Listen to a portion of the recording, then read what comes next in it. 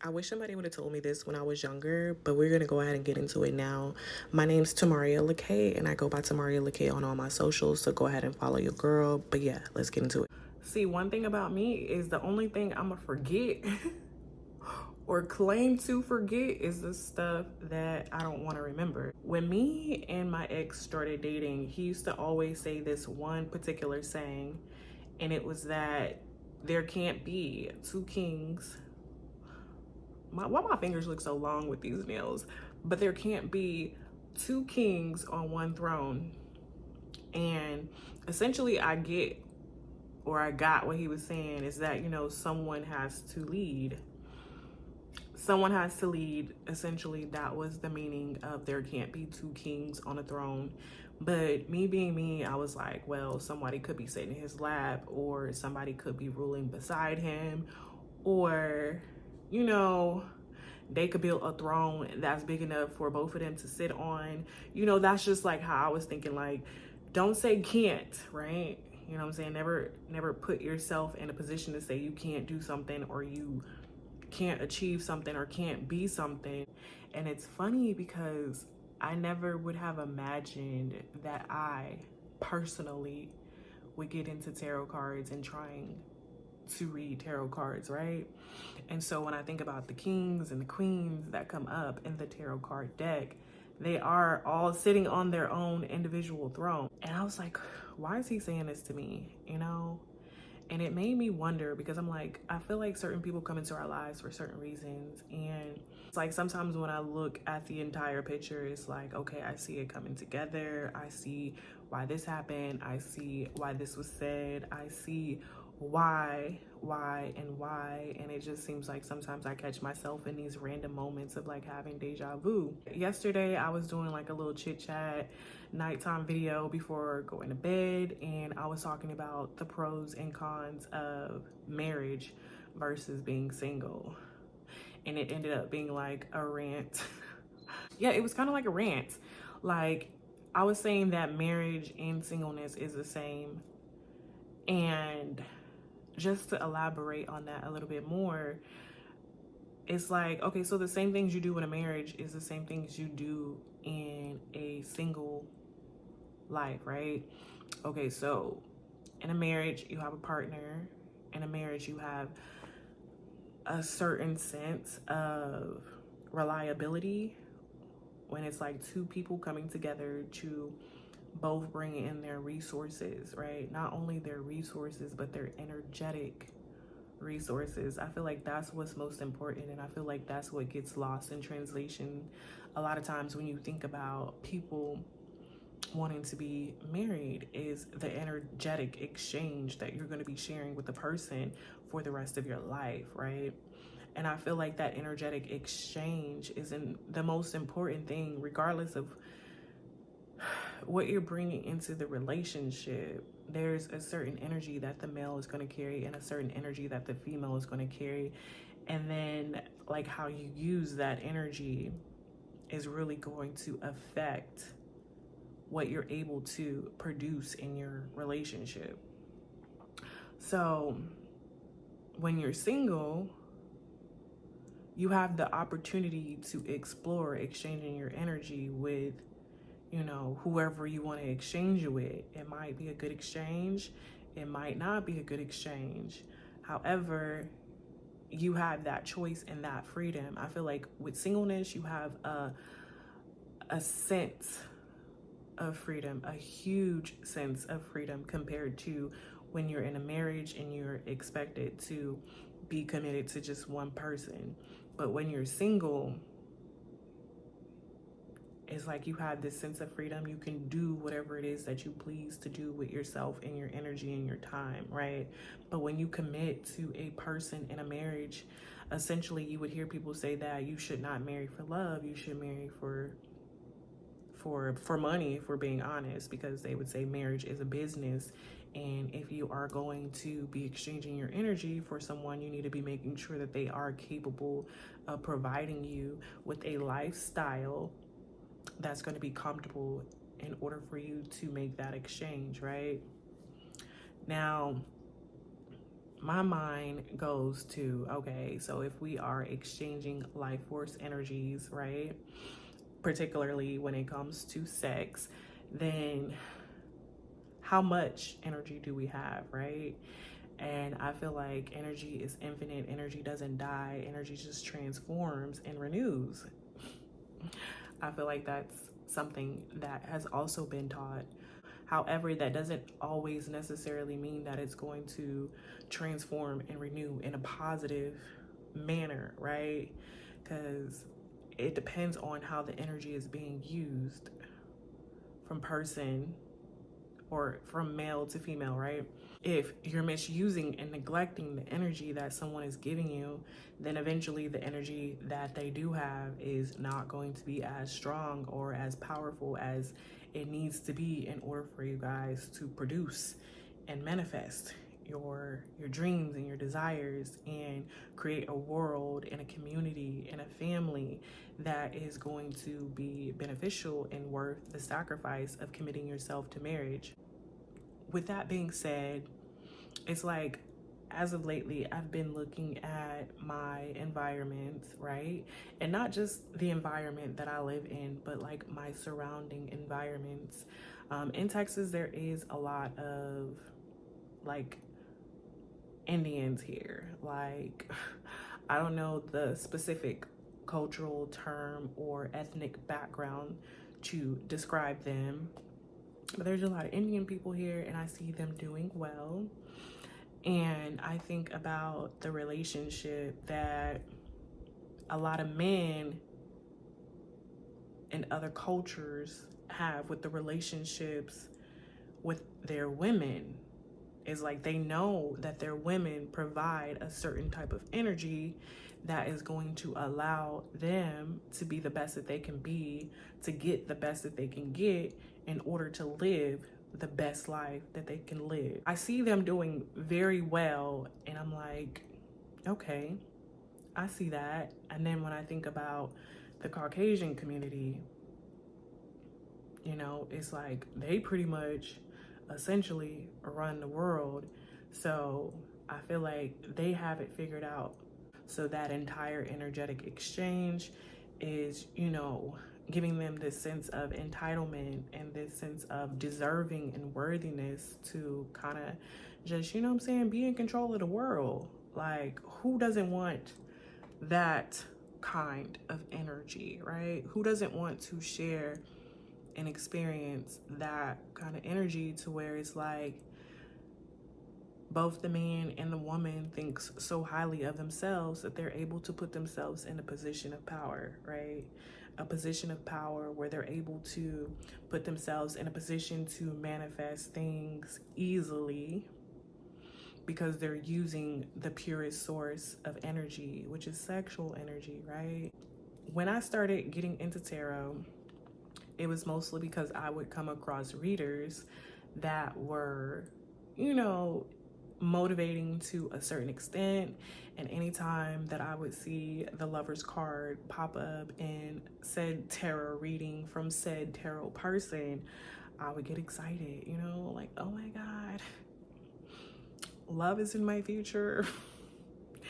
But here's the thing, like, they would also say other stuff that I was just like, oh, I don't know how I feel about that.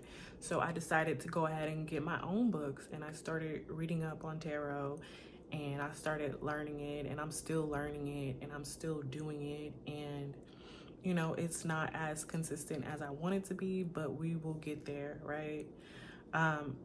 One of the things that I wanted to go ahead and talk about today is like my favorite tarot card. My favorite tarot card is this card right here, okay?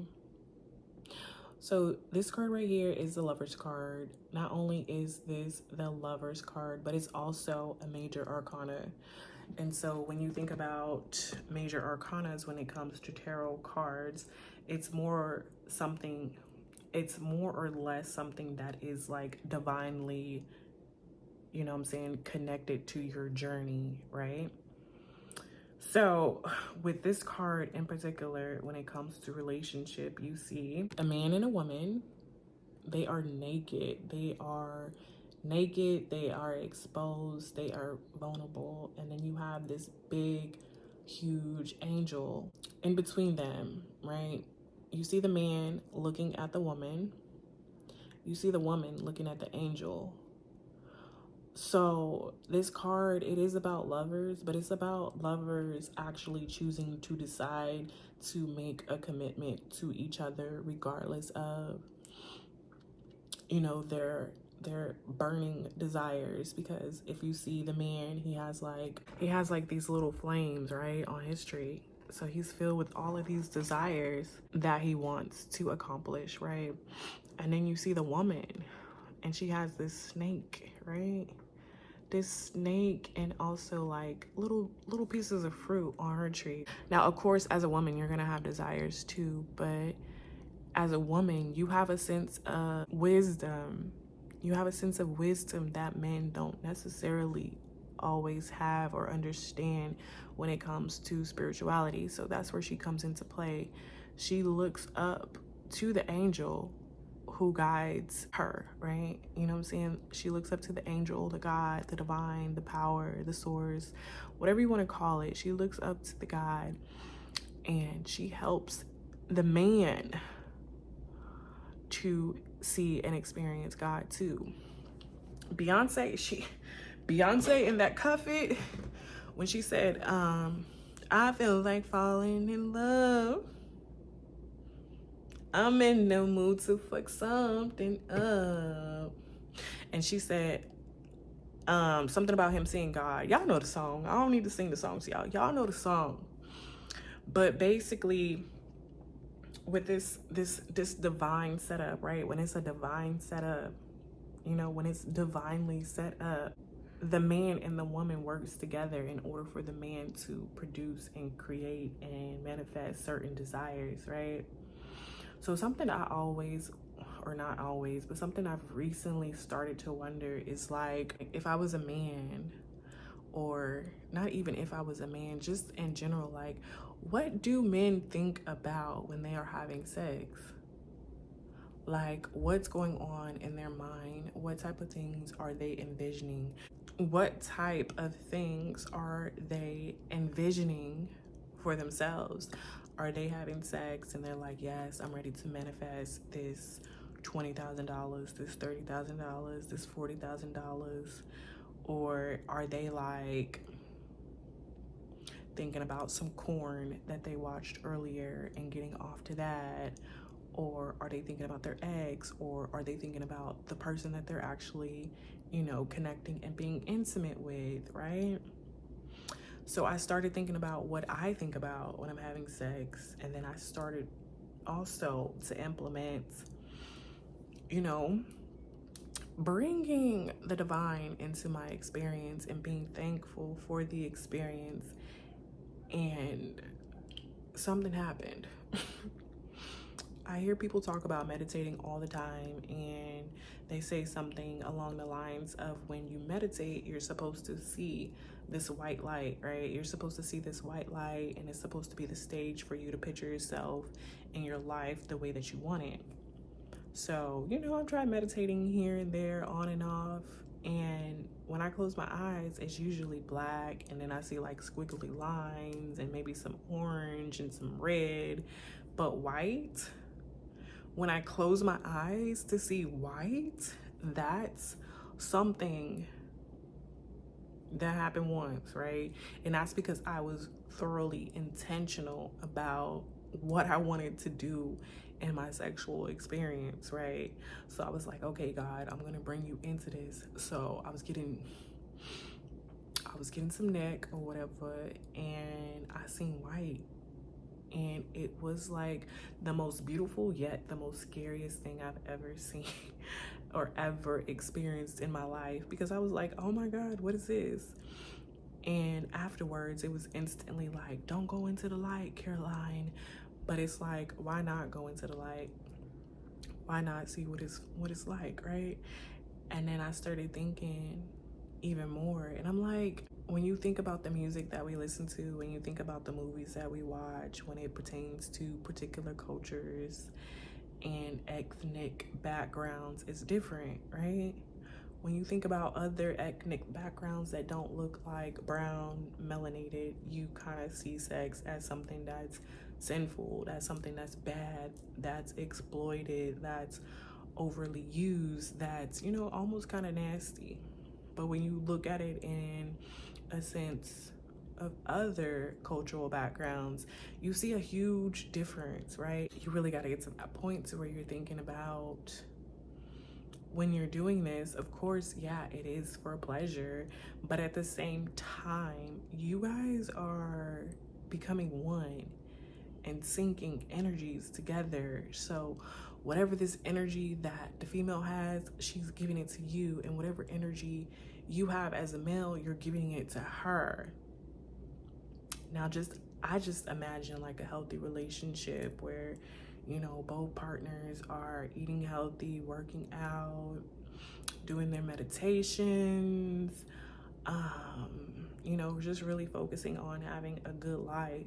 And then when they do exchange this energy, it just adds to, you know, the value of the life that they already share. You know, it helps them to manifest things easily. It helps them to be in a position to where they can rely on each other. You know what I'm saying? It's like a certain sense of honesty.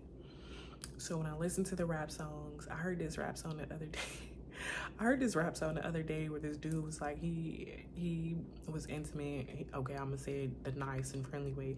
He was intimate with multiple girls, and he called it something about their aura. He said something about their aura. I think I saved it in my phone. Okay, so the name of the song is GOMD, and it's by the artist Wheezy, right? He said, I just had a foursome. Pussy. That's triple oral. It says oral, but when you listen to the song, it sounds like aura, right?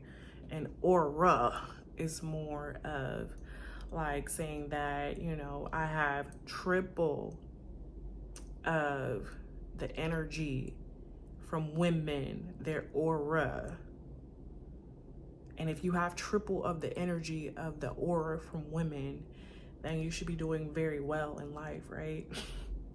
You should be manifesting easily, right? So yeah, the thing that I wanted to say was, when it comes to relationships, when it comes to really exchanging your energy with people, like, I feel like it's something that you have to take seriously, because like I said, when you're single, you don't know what you're gonna get, right? Unless you've really taken your time to get to know the person that you're about to, you know, exchange your energy with. But if you're just out here and you just feel like you're having fun, then I feel like, you know, you could fuck around and exchange some energy with someone, or keep exchanging energy with someone or people that is just not even worth your time. But I feel like when you really think about the beauty in wanting to have a committed relationship, it does involve a choice. Like, it does involve a choice that not only affects you, but it affects both people, because you have to look at all of the different inner desires and outer desires that are going to come within this relationship. To be more specific, I want to go ahead and read you a card that I've taken like notes on from a book that I read specifically about tarot, and this card itself. Okay, so the Lovers is called the Garden of Eden. The choice. Important choices between two desires. You have the light and the dark.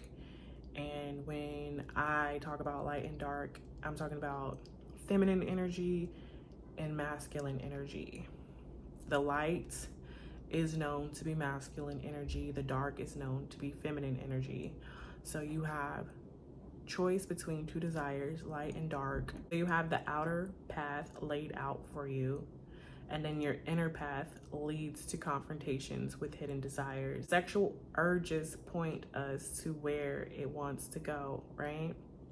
So intellectually and moral independence is emerging when you think about whether you want to be married or whether you want to be single. You have to think about what functions do sex and love ultimately serve in a person's life. I'm gonna say that again. What functions do sex and love ultimately serve in a person's life? And if you get it, then you would see that it's more than just for pleasure, right? It's more than just having sex just to satisfy your flesh, your body, your ego. So if you just really listen to what I've been talking about, then you would see that I'm trying to really put you in a mind state to see that sex and love really do serve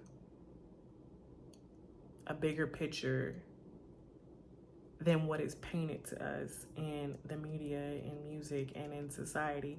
It does serve a bigger purpose and a bigger picture in a person's life, because it's like you're joining two people together, their hearts and their bodies, right?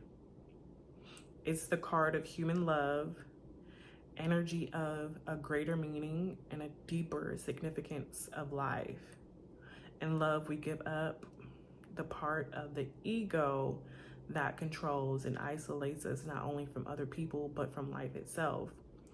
The two figures represent dualities of life, while the angel symbolizes a mediator force between them. The mediator is really sexual love. The man looks at the woman and the woman looks at the angel. Importance of love in a person's life and to a specific lover, marriage, or long-term relationship. Particular relationships will be more valuable to the person, leading them to a new understanding of life, right? This card really signifies the challenges with making choices that involve or affect others, dealing with choices made by others that affect us, points to how our experiences of this life is affected by our relationships with others.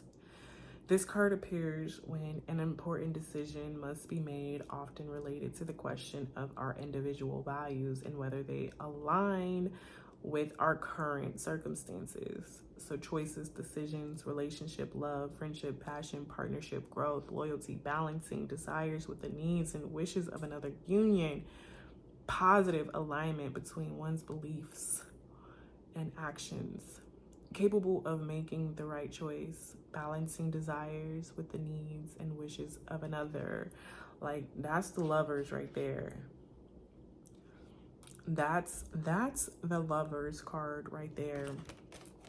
So when I think about the Two of Cups, which is also pertaining to partnership and love and choices, this right here is more of just like, you know, you experiencing life, you choosing certain people and certain energies based on your own rationale, versus this one is something that is more divinely set up for you because it's a major arcana card.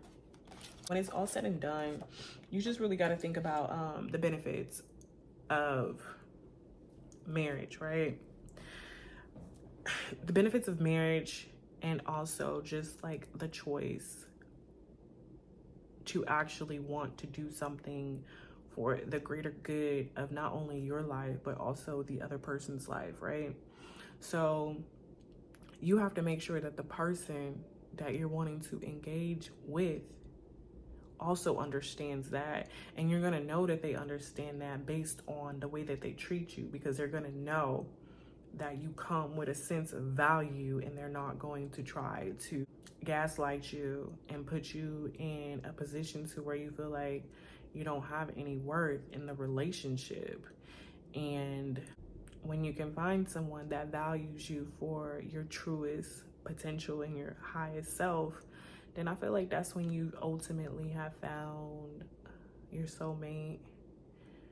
right? And I feel like that's a beautiful thing.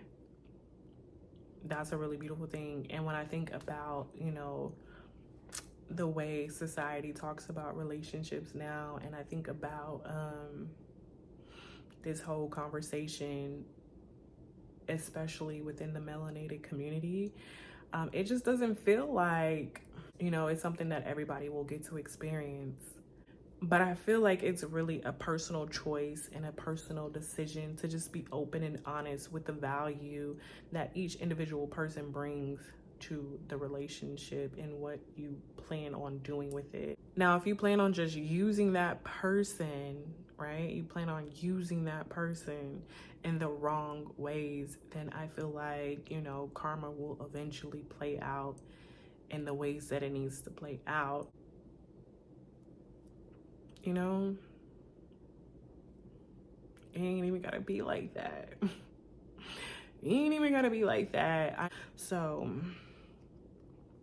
that's pretty much what I wanted to do and say as far as like a more serious version of like a committed relationship or a marital relationship and a single relationship. So marriage is you really making that choice and that sacrifice to really build and maintain something and produce a quality of life that you may not ultimately get from being single, or you could still get it from being single. I'm not going to sit here and say that you have to be married in order to manifest your best life, right? I'm not going to sit here and say that you got to be single. You got to be smart. You got to be smart, and you also have to be willing to be disciplined in your thought process and your actions when it comes to what it is that you're doing. But I feel like it's the same, because whatever you do in a married life is the same stuff you're going to do in a single life when it comes to your financial responsibilities, when it comes to whether or not you do or don't have, you know, dependents already, when it comes to your household. Like, you're still going to have to cook, you're still going to have to clean, you know. Maybe you might have enough money or resources to where you can, you know, allow that money to serve you so that you can get assistance with it. But for the most part, I feel like it's the same. I just feel like when you decide to marry, you give up a sense of freedom. You give up a sense of freedom, really. You give up your freedom, but what you gain in return should be essentially something that feels freeing to you, right? If you are doing it with the right person, I feel like what you gain from losing your sense of freedom to just, you know, being out here and open to the streets is different, you know, because you're gaining something. You're exchanging one life for another. However, if you choose to be single, I don't feel like there's anything wrong with that. I don't feel like everybody in this world was meant to be married, you know. Not everybody was meant to be married. There are some people that are just meant to be single, and that doesn't necessarily mean that they won't do well in life. It just means that that's, you know, a part of their purpose is to just be single and do what they need to do. So when it's all said and done, I just feel like you just have to sit down and ask yourself, what type of life do you want? What type of sacrifices are you willing to give up for that life? So if you want to be single, then that means you don't want to have the family life. You don't want to have the committed partner where you guys are ultimately combining energies for the best purpose. You just want to be out here doing whatever you want to do, whenever you want to do it, with whoever you want to do it with. And like I said, there's nothing wrong with that if that's what you choose, right? You can still win. I'm saying, so you gotta be careful, because it's like a slippery slope. But when it's all said and done, I just wish us all the best, and I hope that this information was valuable. If you found it insightful, go ahead and leave a comment down below and tell me what your thoughts were. And that's pretty much it for today's video. I will see you guys in the next one. Bye.